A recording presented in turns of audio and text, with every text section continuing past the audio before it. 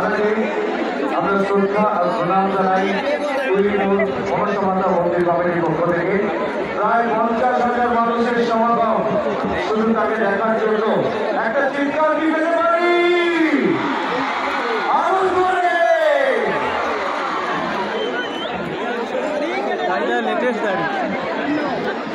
Committee 100 টাকা জমা দিচ্ছে পরে উঠছে দেখছো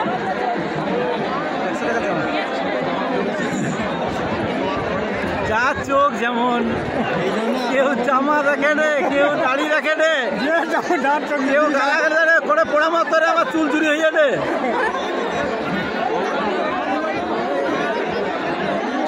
নমস্কার, কেমন আছেন আপনারা? হ্যালো, অবশ্যই আমার দেখতেও ভালো